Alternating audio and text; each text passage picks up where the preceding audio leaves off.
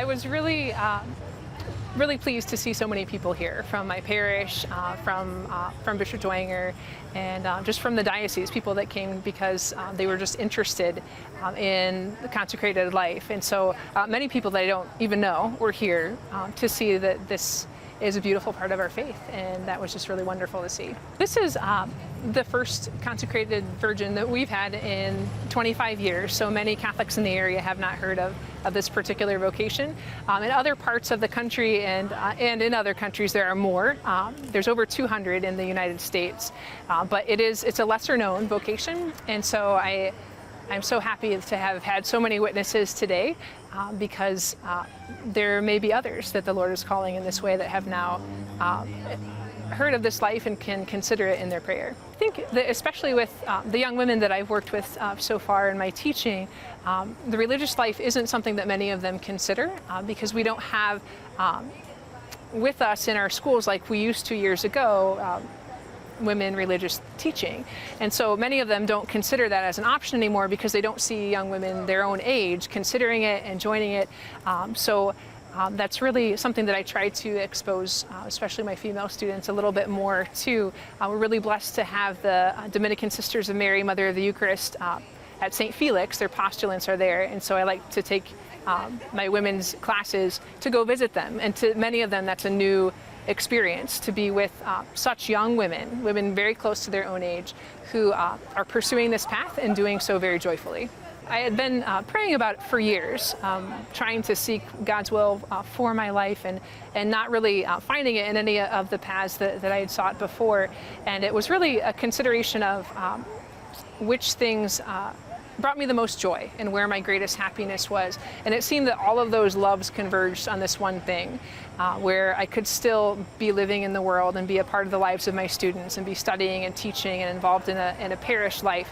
But I could also give myself more completely by making this total commitment of my life to serve the church in whatever capacity is needed and whatever capacity my own gifts are available for. I do think that not everybody has the same path, and so to be able to look at all these different ways of life and to see people living them out joyfully is an invitation to consider a little bit more deeply what those things mean. And as Catholics, as Christians, we're all called to that loving relationship with our God, and so I'm called to live it out in this way. Married couples are called to live that out in their married vocation and their love of their family. So it's just a way of life that really anticipates what all of us will live in heaven, that union with ourselves and Christ in a real knowing and loving of Him. And so my path is choosing that closer following now, because that's where my greatest joys lie.